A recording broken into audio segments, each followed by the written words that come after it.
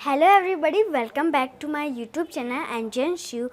और आज हम लोग पढ़ेंगे ग्रेड 5 का हिंदी का चैप्टर नंबर 1 जो है राख की रस्सी। तो आज हम लोग वो पढ़ेंगे और मैं इसको आपको एक्सप्लेन करूँगी। तो चलिए हमारा वीडियो स्टार्ट करते हैं।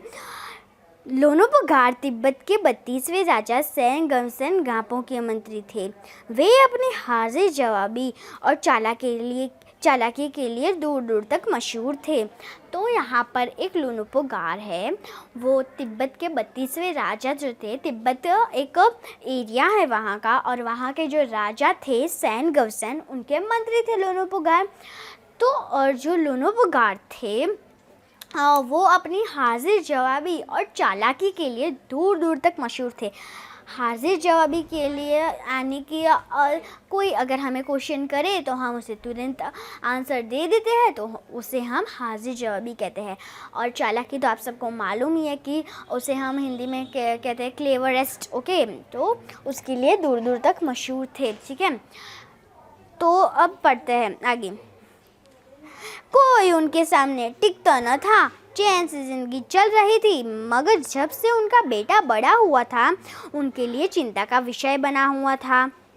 तो जो लोनोपगार थे उनके सामने कोई टिकता न था, यानी कि कोई उनके सामने रहना मतलब उनकी जो चालाकी थी उनके सामने कोई टिकता न था। ठीक है, तो और उनकी ज़िंदगी जो थी वो चैन से चल रही थी, लेकिन उनका बेटा जब से बड़ा हुआ था, उनके लिए चिंता का विषय बना हुआ था। कारण यह था कि वह बहुत भोला था, होशियारी उसे छूकर भी नहीं गई थी। तो जो लोनोपगार का बेटा था, उसकी वजह से लोनोपगार परेशान रहते थे। और कारण क्या था? कारण यह था कि लोनोपगार का जो बेटा था वो बहुत भोला था, उसे कोई भी उल्लू बना लेता था, और होशियारी जो थी उसे छूकर भी नहीं गई।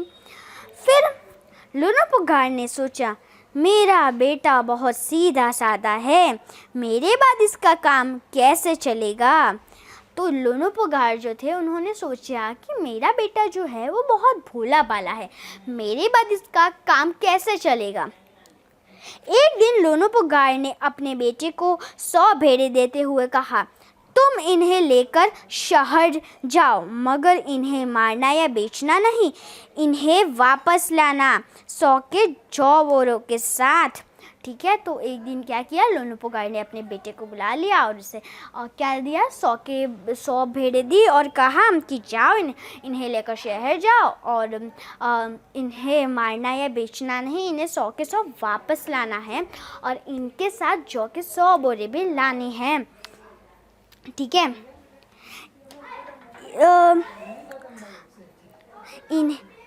वरना मैं तुम्हें घर में घुसने नहीं दूंगा।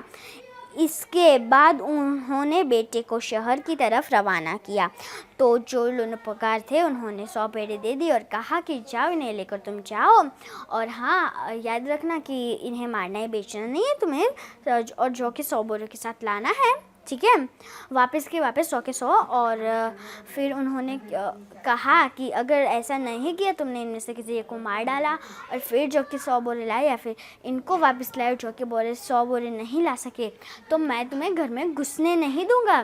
फिर क्या हुआ, लोनोपगार का बेटा शहर पहुंच गया, मगर इतने बोरे जो खरीदने के लिए उसके पास पैसे ही कहाँ थे। वह इस समस्या पर सोचने विचारने के लिए सड़क किनारे बैठ गया। तो लोनोपगार का जो बेटा था उसने अपने पिता की आज्ञा मान ली और कहा तो वो शहर पहुंच गया। और फिर वहाँ जाकर इस समस्या और लोनोपगार ने इसको पैसे भी नहीं दिए थे इतने बोरे खरीदने के लिए। तो फिर वो इस समस्या पर सोचने विचारने के लिए सड़क किनारे बैठ गया, मगर कोई हल उसकी समझ में नहीं आ रहा था। वह बहुत दुखी था। तो जो उसने सड़क किनारे बैठकर सोचा, लेकिन कोई भी आइडिया उसके दिमाग में नहीं आया। ठीक है,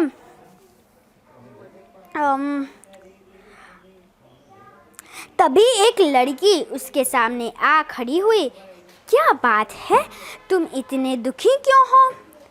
लोनोपुगार के बेटे ने अपना हाल कह सुनाया। इसमें इतना दुखी होने की कोई बात नहीं, मैं इसका हल निकाल देती हूँ। तो जब वो सोचने विचारने बैठ गया, उसकी समझ में कोई हल नहीं आया। थोड़ी देर वो वहाँ के वहाँ बैठा रहा, फिर एक लड़की आई और उसके सामने खड़ी हो गई। फिर उसने पूछा, क्या बात है, तुम इतने दुखी क्यों हो? तो जो लड़का था लोनोपुगार का बेटा, उसने उसे अपनी समस्या कह दी और फिर उसने वो लड़की ने बोला कि इसमें तो दुखी होने वाली क्या कोई बात तो नहीं, मैं इसका हल अभी निकाल देती हूँ। इतना कहकर लड़की ने भेड़ों के बाल उतारे और उन्हें बाजार में बेच दिया। जो रुपए मिले उससे जौ के 100 बोरे खरीद कर उसे घर वापस भेज दिया। तो यहाँ पर उसने क्या किया, भेड़ों के बाल उतार दिए और फिर उसे बाज़ार में बेच दिया। और अभी तो आपको पता ही है कि उनके बालों को अगर हम बेचते हैं तो हमें पैसे भी मिलता है। तो उससे उस लड़की को जो पैसे मिले उससे जौ के 100 बोरे खरीद लिए उस लड़की ने और फिर उस लड़के को दे दिए जौ के 100 बोरे और अब 100 के 100 भेड़ों के साथ वापस घर भेज दिया। और फिर लोनोपुगार के बेटे को लगा कि उसके पिता बहुत खुश होंगे, मगर उसकी आप बीती पर उन्होंने ध्यान नहीं दिया। वे उठकर कमरे से बाहर चले गए। दूसरे दिन उन्होंने अपने बेटे को बुलाकर कहा, पिछली बार तुमने भेड़ों के बाल उतार कर बेचना मुझे ज़रा भी पसंद नहीं आया। ठीक है, तो लोनोपुगार जब घर जा रहा था तो उसे लगा कि मेरे पिता जो है वो ये सब देखकर खुश हो जाएगी कि मैंने जौ के 100 बोरे भी ले लिया और भेड़ 100 के 100 मैं वापस लिया है। लेकिन जब वो घर पहुंचा तो उसके पिताजी कमरे में से उठकर चले गए। ठीक है, और फिर दूसरे दिन उन्होंने अपने बेटे को बुलाया और कहा कि तुमने कल जो किया कि भेड़ों के बाल उतार कर बेच कर जौ के 100 बोरे लेकर आए, वो मुझे बिल्कुल भी अच्छा नहीं लगा।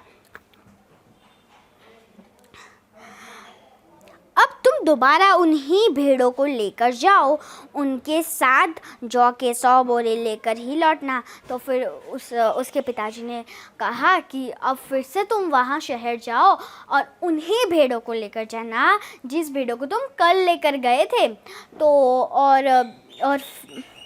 और इस बार भी जौ के 100 बोरे लेकर आना। ठीक है, और वो कल उसने भेड़ों के बाल उतार दिए तो दूसरे दिन तो तुरंत वो बाल उग नहीं आएंगे, इसीलिए वो तो फिर ले गया उन्हीं भेड़ों को। एक बार फिर निराश लोनोपुगार का बेटा शहर में उसी जगह जा बैठा। न जाने क्यों उसे यकीन था कि वह लड़की उसकी मदद के लिए ज़रूर आएगी, और हुआ भी कुछ ऐसा ही। तो जो लोनोपुगार का जो बेटा था वो फिर से निराश होकर वही जगह पर जाकर बैठा जहाँ वो कल बैठा था, यानी कि जब उसके पिताजी उसे दूसरी बार भेजा, जहाँ वो पहली बार गया था उसके पिताजी ने फिर से शहर भेजा था, तो वो उसी जगह पर जाकर बैठा जहाँ वो पिछली बार बैठा था। ठीक है, तो अब आगे बढ़ता है। और उस लड़के को पता था, क्यों उसे ऐसा लग रहा था कि जो लड़की कल मेरी मदद के लिए आएगी वो आज भी मेरी मदद के लिए आएगी। फिर आगे बढ़ता है और आई भी वो लड़की आई भी। ठीक है, तो चलिए अब पढ़ते हैं आगे। अब तो फिर ज़रूर आएगी। वह लड़की आई, उसने अपनी मुश्किल कह सुनाई। अब तो बिना जौ के 100 बोरे मेरे पिता मुझे घर में घुसने नहीं देंगे। लड़की सोचकर बोली, एक तरीका है। उसने भेड़ों के सींग काट लिए। तो फिर वो लड़की आई और जो लोनोपुगार का बेटा था उसने अपनी समस्या कही। तो लड़की ने कहा, एक तरीका है। तो जो लड़का था फिर उसने क्या किया, लड़की ने कि भेड़ों के जो सींग होते हैं ना 2, वो काट लिए। ठीक है, और भेड़ों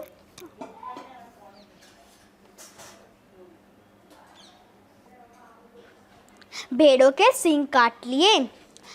उन्हें बेचकर जो रुपए मिले उसने 100 बोरे खरीदे। बोरे लोनोपोगार के बेटे को सौंपकर लड़की ने उसे घर बेच दिया। तो फिर सींग काटे और बाजार में बेच दिया और फिर जो पैसे मिले उससे जो कि 100 बोरे खरीद लिए और फिर लोनोपोगार का जो बेटा था उसे फिर से बेच दिया वहाँ, ठीक है, बेच दिया अपने घर। भेड़ों और जौ के 100 बोरे पिता के हवाले करते हुए लोनोपोगार का बेटा खुश था। उसने विजयी भाव से सारी कहानी कह सुनाई।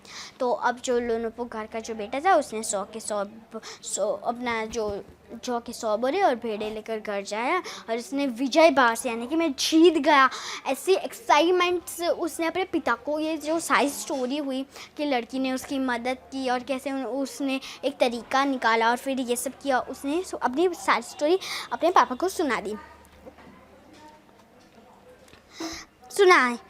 सुनाई। सुनकर लोनोपोगार बोला, उस लड़की से कहो कि हमें 9 हाथ लंबी राख की रस्सी बनाकर दे। फिर लोनोपोगार ने क्या किया, उस लड़की की परीक्षा लेने के लिए उसने कहा कि जाओ, जिस लड़की ने तुम्हारी मदद की इस 2 दिन में, उस लड़की से जाकर कहो कि वो मुझे 9 हाथ लंबी राख की रस्सी बनाकर दे। 9 हाथ लंबी यानी कि हमारे जितने हाथ हैं ना, उतने 9 हाथ लंबी, ठीक है, राख की रस्सी बनाकर दे, ठीक है। उनके बेटे ने लड़की के पास जाकर पिता का संदेश दोहरा दिया। लड़की ने एक शर्त रखी, मैं रस्सी बना तो दूंगी, मगर तुम्हारे पिता को वह गले में पहननी होगी। तो ठीक है, तो उस लड़के ने वो सारी बात लड़की को बता दी। तो लड़की ने कहा, कोई बात नहीं, मैं बना लूँगी, लेकिन मेरी भी एक शर्त है, तुम्हारे पिता को वो गले में पहननी पड़ेगी।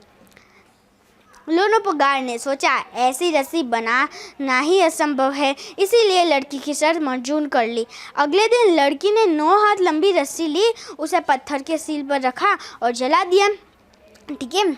तो जो लड़की तो लोनोपोगार को लगा कि ऐसी रस्सी बनाना ही असंभव है। तो उसने क्या किया, लड़की की शर्त मंजूर कर दी और दूसरे दिन लड़की ने 9 हाथ लंबी रस्सी खरीदी और फिर उसको जला दिया। रस्सी जल गई, मगर रस्सी के आकार की राख बच गई। इसे वह सील समेटते लोनोपोगार के पास ले गई। तो उसने क्या किया, वो जला दी। तो रस्सी तो जल गई, लेकिन रस्सी के आकार की जो राख बच गई, उसने जो शील पर जलाई थी रस्सी, वो शील के साथ उसने उठाकर लोनोपोगार के घर ले गई। और फिर लोनोपोगार रस्सी देखकर चकित रह गए। वे जानते थे राख की रस्सी को गले में पहनना तो दूर, उठाना ही मुश्किल है। तो जब वो लड़की लोनोपोगार के घर ले गई तो लोनोपोगार चकित हो गए और उन्होंने सोचा कि इस रस्सी को गले में पहनना तो क्या, उठाना ही असंभव है, उठाना भी मुश्किल है। हाथ लगाते ही वह टूट जाएगी, यानी कि जब मैं हाथ लगाऊंगा उस रस्सी को, वो टूट जाएगी। लड़की की समझदारी के सामने अब उनकी अपनी चालाकी धरी रह गई। बिना वक्त गवाए लोनोपोगार ने अपने बेटे की शादी का प्रस्ताव लड़की के सामने रख दिया। धूमधाम से उन दोनों की शादी हो गई। तो लोनोपोगार ने कहा कि अगर मैं इस रस्सी को हाथ पे लगाऊंगा तो वो टूट जाएगी। फिर लड़की की चालाकी के सामने उनकी चालाकी धरी रह गई। फिर लोनोपोगार ने क्या किया, बिना वक्त गवाए लड़की के सामने शादी का प्रस्ताव रख दिया और फिर दोनों के धूमधाम से शादी हो गई। तो यहाँ हमारा चैप्टर नंबर 1 ख़त्म होता है। और अगर आपको इसके क्वेश्चन आंसर्स देखने हैं तो मैं अपना एक नया वीडियो बना दूंगी। और अगर आपको मेरा ये वीडियो अच्छा लगा हो तो आपको 3 चीज़ें करनी है, और वो है लाइक, शेयर और सब्सक्राइब। तो मिलते हैं अगले वीडियो में, तब तक के लिए बाय।